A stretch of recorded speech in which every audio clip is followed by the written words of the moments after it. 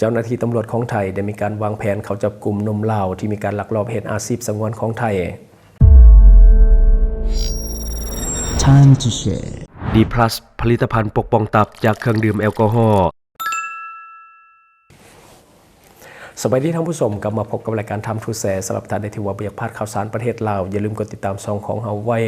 และสำหรับหัวข้อที่เฮาอยากจะนำเสนอในวันนี้ก็คือเกี่ยวข้องกับคนลาวที่ว่าเป็นลักลอบเฮ็ดอาชีพสงวนของคนไทยก็คือการขับมอเตอร์ไซค์รับจ้างเนาะซึ่งว่าเป็นอาชีพที่คนต่างดาวหรือว่าคนต่างชาติบ่สามารถที่จะเฮ็ดได้แต่ว่าคนลาวคนดังกล่าวเนาะได้ไปเฮ็ดและก็เจ้าหน้าที่ของไทยก็ได้เข้าจับกลุ่มเดี๋ยวเฮาจะให้ท่านผู้ชมไปเบิ่งคลิปต้นเรื่องนํกันก่อนที่ไหนมาคนทุกคนครับขอดูบัตรหน่อยดูบัตรดิลงก่อนนะมีสองคนไทยป่ะคนไทยป่ะคนไทยครับเอ้าไม่ใช่คนไทยที่ไหนคนจังหวัดนครเขตป่ะไม่คนปากเซครับเอ้ากับคนลาวอ่ะสิเนี่ยใช่พี่ตำรวจบอกแล้วเอาลงก่อนครับเดี๋ยวลงแป๊บนึงครับไปกันกี่ไหมครับเอาลงก่อนเลยไปเอาดูได้เลยตั้งยังจะงงเดี๋ยวจะงงและที่ผ่านไปก็คือคลิปต้นเรื่องที่เจ้าหน้าที่ตำรวจของไทยได้วางแผนเขาจับกลุ่มชายหนุ่มลาวเนาะที่ว่ามีการลักลอบเฮ็ดอาชีพสงวนของไทยก็คือการขับมอเตอร์ไซค์รับจ้างนั่นเองซึ่งว่าคนลาวบ่สามารถที่จะเฮ็ดได้เนาะก็คือผู้ต้องหานี่ชื่อเฒ่าเล็กไลอายุ32ปีเป็นคนสัญชาติลาวซึ่งมาจากเมืองปากเซแขวงจำปาสักทางภาคใต้ของลาวซึ่งว่าแขวงจำปาสักของลาวติดกับจังหวัดอุบลราชธานีของไทยเนาะก็คือเฒ่าเล็กไลได้ลักลอบเฮ็ดอาชีพขับวินมอเตอร์ไซค์รับจ้างอยู่แถว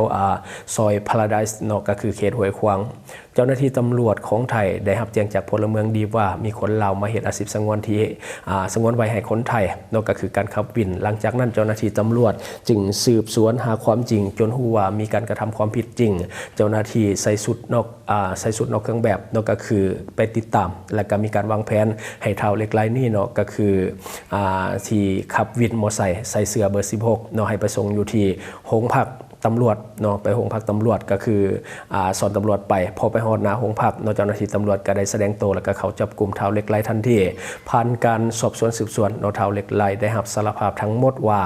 มาขับวินเนาะก็ได้ขับได้3วันเท่านั้นคือบริเหตุดนก็หากมาขับรถมอเตอร์ไซค์ได้แต่3วันเท่านั้นซึ่งได้เซาเสื้อวินมาจากเฒ่าออดที่ว่าเป็นคนไทยในราคา 1,800 บาทและก็ได้เซารถจักรมาจากคนไทยซื้อดาด้วยค่าเซา 3,800 บาทต่อเดือนหลังจากนั้นเจ้าหน้าที่ตำรวจของไทยก็ได้แจ้งข้อหาในการละเมิดสิทธิในการเฮ็ดเวียกที่ตนบ่สามารถที่จะเฮ็ดได้แต่ส่วนอื่นๆเนาะแม่นบ่มีความผิดหยังเพราะว่าเฒ่าเล็กหลายนี่ได้เข้าเมืองมาแบบถูกต้องตามกฎหมายก็คือผ่าน MOU ของรัฐบาลและก็มีใบอนุญาตในการเฮ็ดเวียกอย่างถูกต้องเนาะก็คือครบถ้วนแต่ว่าไปเฮ็ดผิดแค่อาชีพสงวนเนาะคือเอกสารทั้งหมดยังบ่ทันได้หมดอายุก็ยังสามารถที่จะเฮ็ดเวียกได้ต่อไปถ้าบ่เฮ็ดเวียกที่เป็นอาชีพสงวนก็สามารถเฮ็ดได้ต่อไปเนาะแต่ว่าความผิดนี่ก็คือละเมิดเนาะได้ละเมิดไปแล้วก็คือในการเฮ็ดอาชีพสงวนของคนไทยสุดท้ายเจ้าหน้าที่ตำรวจก็ได้ส่งมอบให้กับส่งมอบผู้ต้องหาเนาะให้กับเจ้าหน้าที่ตำรวจเนาะสุดตำรวจสน.ห้วยขวางดำเนินคดีต่อไปเนาะอันนี้ก็คือเป็นอีกหนึ่งตัวอย่างที่บ่ควรเอาเป็นแบบอย่างเนาะก็คือในการกระทำผิดในการละเมิดสิทธิในการไปเฮ็ดเวียกที่เป็นอาชีพสงวนของคนไทยนะเพราะว่ามันมีหลากหลายอาชีพที่หลายคนควรจะศึกษาโดยเฉพาะแรงงานลาวที่ว่าเฮ็ดเวียกในประเทศไทยในปัจจุบันควรจะศึกษาไว้ให้ดีนะเพราะว่าบางทีเฮาก็บ่ได้ตั้งใจดอกที่จะไปเฮ็ดผิดกฎหมายแต่ว่ามัน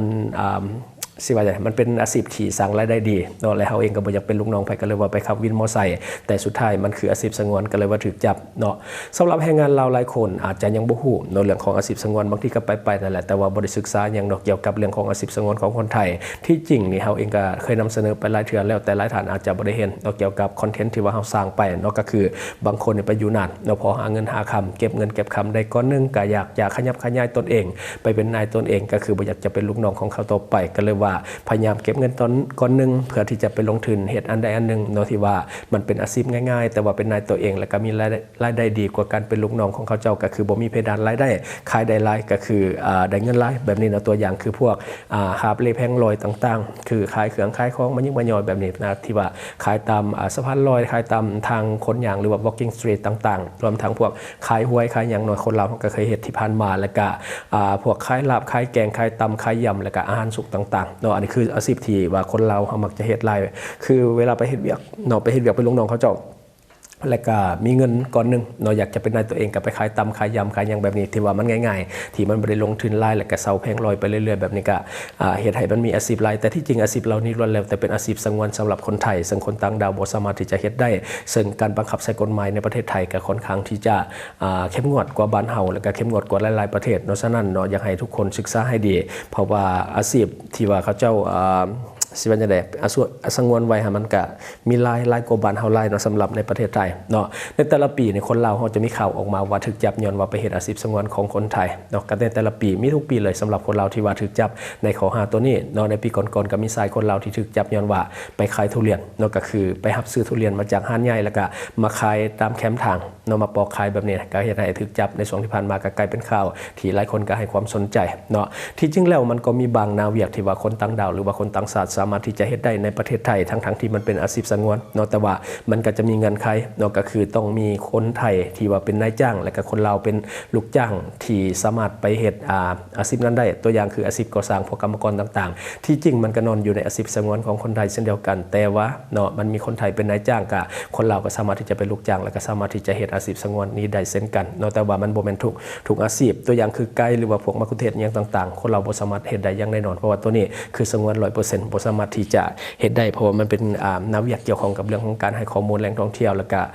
สิ่งสำคัญต่างๆของประเทศเขาเจ้าเนาะเท่าที่เฮาศึกษามาอาชีพสงวนของไทยเนาะอาชีพสงวนของไทยรวมทั้งหมดจะมีอยู่40รายการแต่ของเราเฮาบ่ได้ระบุเป็นอาชีพส่วนหลายเฮาระบุเป็นหมวดหมู่เนาะสำหรับอยู่บ้านเฮาระบุเป็นหมวดหมู่แต่ว่าอยู่ในประเทศไทยเท่าที่เฮาเข้าไปศึกษาตามเน็ตเนาะศึกษาตามเน็ตเนี่ยจะเห็นอยู่40รายการเท่านั้นเนาะแต่ว่าในปัจจุบันมันน่าจะเก่าไปแล้วสำหรับข้อมูลที่ว่าเฮาเห็นตามเน็ตเนาะสำหรับท่านใดที่ว่าฮู้อาชีพสงวนของไทยทั้งหมดเนาะที่ว่ามีการอัปเดตล่าสุดปีล่าสุดเนาะอยากให้รบกวนส่งมาให้เฮาหน่อยนึงเนาะซึ่งว่าเฮาจะมาเผยแพร่และก็พยายา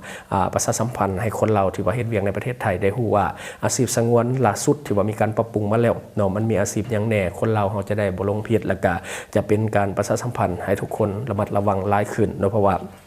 อาชีพที่ว่าเขาเจ้าสงวนเขาเจ้าก็อยากให้คนในประเทศของเขาเจ้าเนาะสำหรับท่านใดที่ว่ามีข้อมูลเกี่ยวกับอาชีพสงวนของไทยรบกวนส่งมาให้เฮาก็ได้เนาะขึ้นทางไลน์ที่ขึ้นหน้าจอในปัจจุบันก็ได้เนาะซึ่งว่าเฮาเองจะประชาสัมพันธ์ช่วยให้คนลาวอยู่ในประเทศไทยบ่เฮ็ดผิดกฎหมายเกี่ยวกับอาชีพสงวนคือกับที่ผ่านมาเนาะอยากให้ทุกคนมีสติหลายๆในการที่ใส่ใจในเรื่องของการศึกษาข้อมูลเราจะได้บ่กระทำผิดและก็จะบ่เสียเวลาเพราะว่าทุกครั้งที่เฮาถูกจับหรือว่าเจ้าหน้าที่เขาเจ้าโยนความผิดให้เฮาโดยที่เฮากระทำผิดแท้นะอันนี้ก็ต้องได้ทำใจหน่อยหนึ่งเพราะว่ามันจะมีคดีติดโตเฮาไล่เนาะคือขออภัยก็คือมันจะมีคดีติดโตเฮาไปตลอดถ้าว่าเฮามีคดีไล่แบบนี้เฮาอาจจะถูกแบล็คลิสต์เนาะบ่สามารถที่จะเข้าไปเฮ็ดเวียกในประเทศไทยได้อีกฉะนั้นอยากให้ทุกคนมีสติกับการศึกษาเรื่องของอาชีพสงวนของคนไทยเนาะอย่าได้ไปถือเบาเด็ดขาดเนาะที่จริงอาชีพสงวนที่ทุกประเทศเขาเจ้ามีมันแล้วแต่ละประเทศว่ามันจะลายหรือน้อยแต่สำหรับประเทศเฮานี่บ่ได้ระบุอาชีพมาก็เลยว่าอยากหน่อยนึงว่ามันลายหรือน้อยเฮาเองก็บ่ฮู้คือกันเพราะว่าเขาเจ้าระบุมาเป็นหมวดเป็นหมู่แบบนี้ล่ะก็เลยว่าบ่ฮู้ว่ามันมีจักอาชีพแท้ๆที่ว่าสงวนสำหรับลาวเฮาในปัจจุบันเนาะคือการจะไปเฮ็ดเวียกอยู่ประเทศใดก็ตามเราควรศึกษาให้ดีก่อนเพราะว่าทุกประเทศมีอาชีพสงวนบ่ว่าจะเป็นเกาหลีญี่ปุ่นที่เฮามักไปในปัจจุบันก็ต้องศึกษาให้ดีเกาหลีเขาเจ้าก็มีอาชีพสงวนสำหรับประเทศเขาเจ้าเช่นเดียวกันเนาะคือบางทีนายจ้างในประเทศนั้นๆนะเขาเองก็บ่ได้ฮู้ดอกว่าอาชีพสงวนของคนในประเทศเขาเจ้านะมันมีอย่างแน่เนาะบางทีเขาก็ให้เฮาเฮ็ดไปแบบนี้นะแต่สุดท้ายคนที่ถูกจับก็คือเฮาเราบ่แม่นนายหน้าเนาะทางที่ดีที่สุดนะควรไปผ่าน MOU ของรัฐบาลเนาะอันนี้เป็นสิ่งที่ดีที่สุดก็คื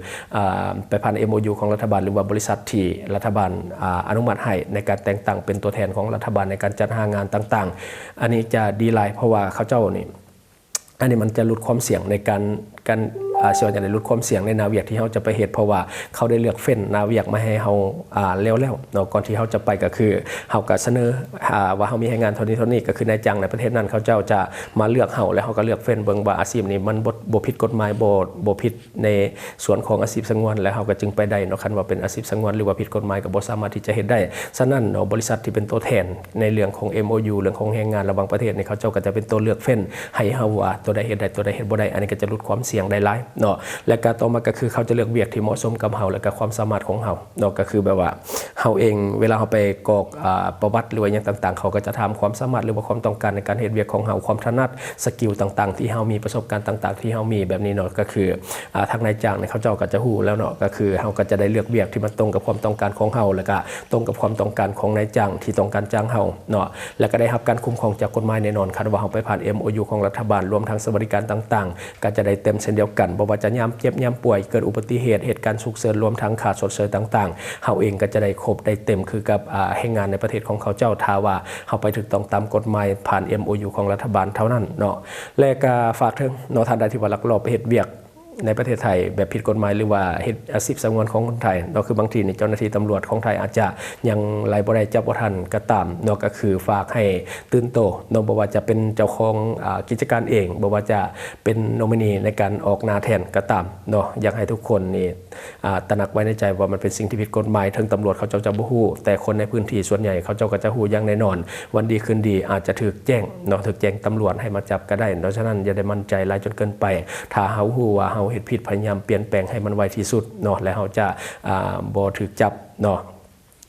ถ้าว่าเขาถูกจับเนาะในกรณีเขาเหตุผิดคือกับนี่แหละนมวินมอไซค์ที่ว่าขับมอไซค์ในประเทศไทยเนาะก็คือถูกจับไปแล้วอันนี้ก็จะมีคดีติดตัวอย่างแน่นอนเนาะคือถ้าเพิ่นจับได้เนาะนอกจากจะถูกดำเนินคดีบางทีอาจจะถูกปรับใหม่นำด้วยถ้าว่าเขาเหตุกระทำผิดมาโดนหรือว่าเขาเหตุกระทำผิดแบบที่มันบ่น่าให้อภัยแบบนี้น่าจะถูกลงโทษหนักเนาะจำคุกอาจจะมีปรับใหม่ด้วยนอกจากนั้นก็ตามขอให้ทุกคนเคารพกฎหมายของบ้านเพิ่นเพราะว่าเขาไปเฮ็ดเวียกญี่ปุ่นเขาก็ต้องเข้มงวดกับการปฏิบัติกฎระเบียบต่างๆของบ้านเขาเจ้าเนาะเขาเจ้ามีอาชีพสงวนก็จะสู้ไปเฮ็ดเพราะว่าบ้านเขาค่อนข้างที่จะบังคับใส่กฎหมายได้เข้มงวดหลายมันแตกต่างจากบ้านเฮาคือบ้านเฮานี่คนเวียดคนจีนเขามาเฮ็ดหลายอาชีพในบ้านเฮาเนาะเขาก็เห็นนำกันคือหาบเล่แพงลอยอย่างต่างๆคนจีนนี่ตั้งหานเต็มคนเวียดตั้งหานเต็มเนาะหานเสริมสวยมีแต่คนเวียดที่จริงหานเสริมสวยในบ้านเฮานี่เป็นอาชีพสงวนได้และก็หานแก๊สอย่างต่างๆก็เป็นอาชีพสงวนเวียกงานเดินท่อเดินไฟหรือว่าพวกก่อสร้างอย่างต่างๆก็เป็นอาชีพสงวนเช่นเดียวกันแต่ว่าเฮาก็เห็นคนต่างประเทศเข้ามาเฮ็ดในบ้านเฮาเนาะสิ่งที่มันแตกต่างกับบ้านเขากับบ้านเฮาก็คือแค่การเข้มงวดในเรื่องของการบังคับใส่กฎหมายเท่านั้นเนาะฉะนั้นอยากให้ทุกคนเคารพกฎทุกอย่างโดยแล้วก็จะเฮ็ดเวียกด้วยความสวัสดิภาพในประเทศไทยเนาะอันนี้ก็คือสิ่งที่เฮาอยากจะนำเสนอในวันนี้หวังว่าท่านจะได้รับสาระดีๆสำหรับท่านที่ว่าเบิ่งรายการเฮามาถึงปัจจุบันคิดเห็นจะได้กับสิ่งที่ว่าเฮานำเสนอไปก็อย่าลืมฝากไว้ภายใต้คอมเมนต์ของเฮาข้าพเจ้าอ่านหมดทุกคอมเมนต์แต่บางทีอาจจะบ่ได้ตอบเพราะว่ามันหลายคนเนาะแล้วก็ข้อฝากสำหรับท่านใดที่ว่ามีพฤติกรรมเสี่ยงในเรื่องของการกินดิบกินแดงรับก้อยซอยจุเลือดแปลงนอกก็คือคนเราเขากินไล่โดยเฉพาะพวกซอยจุกับเลือดแปลงเวลากินเรากินเบียร์เนี่ยก็จะมีตัวนี้แหละเป็นของแก้มแต่อย่าลืมว่ามันเป็นพาหะนำโรคเข้าสู่ร่างกายของท่านโดยพยาธิโดยเฉพาะพยาธิใบไม้ในตับการกินปลาดิบในแห่งตกกันเลยเนาะแล้วก็เรื่องของความเสี่ยงในเรื่องของการดื่มเหล้าดื่มเบียร์เฮาเองก็ฮู้อยู่แล้วฤทธิ์ของแอลกอฮอล์ทำลายเซลล์ตับโดยกงแล้วก็จะเฮ็ดให้เฮาเป็นพยาธิตับแข็งได้ง่ายแต่คนเฮาก็เลิกบ่ได้เนาะโดยเฉพาะช่วงปีใหม่ที่จะมาถึงนี่เนาะคนเราเฮาจะดื่มหนักฉะนั้นอย่าลืมปกป้องตับของท่านไว้ก่อนด้วยผลิตภัณฑ์ D+ ของเฮาเพราะว่าการปกป้องตับมันง่ายแต่ว่าการปิดปัวตับมันยากเนาะอันนี้เฮาฮู้นำกันอยู่แล้วแล้วก็ข้อฝากในปัจจุบันเงินกีบยังอ่อนค่าอยากให้ทุกคนช่วยกันพยุงค่าเงินกีบให้กลับมาแข็งค่าดังเดิมแล้วก็อย่าลืมส่งเสริมสินค้าที่เป็นของคนลาวที่ผลิตภายในลาวเพื่อลดพรการนำเข้าสินค้าที่บ่จำเป็นจากต่างประเทศและสำหรับท่านที่เบิ่งรายการเฮาอยู่ถ้าคิดว่ารายการของเฮามีสาระหรือว่ามีประโยชน์อยากส่งเสริมอยากซัพพอร์ตอยากจะให้กำลังใจทีมงานของพวกเฮาก็อย่าลืมกดติดตามช่องเพราะว่าการกดติดตามช่องถือเป็นช่องทางเดียวที่จะเฮ็ดให้ทีมงานของเฮามีรายได้และก็มีกำลังใจในการผลิตคอนเทนต์ดีๆแบบนี้ให้ท่านได้ชมเรื่อยๆอย่าลืมให้กำลังใจทีมงานของพวกเฮาด้วยการกดติดตามช่องขอขอบใจD+ ผลิตภัณฑ์ปกป้องตับจากฤทธิ์แอลกอฮอล์และเชื้อพยาธิจากอาหารดิบเหมาะสำหรับผู้ที่ดื่มเหล้าดื่มเบียร์หนักๆและกินอาหารดิบเป็นประจำแน่นอนทั้ง2อย่างทำลายตับโดยกงถ้าท่านเปลี่ยนพฤติกรรมเสี่ยงของท่านบ่ได้อย่าลืมปกป้องตับของท่านด้วยผลิตภัณฑ์ D+ ของเฮาซึ่งมีการปรับสูตรให้เข้มข้นตอบโจทย์กับคนลาวและยังช่วยแก้อาการเมาค้างได้ดีหลังทานดื่มเหล้าและเบียร์ดื่ม D+ ทุกครั้งก่อนดื่มเหล้าและเบียร์และกินอาหารดิบจะช่วยกระตุ้นการเฮ็ดเวียกของตับให้ดีขึ้นอย่างเห็นได้ชัดเจน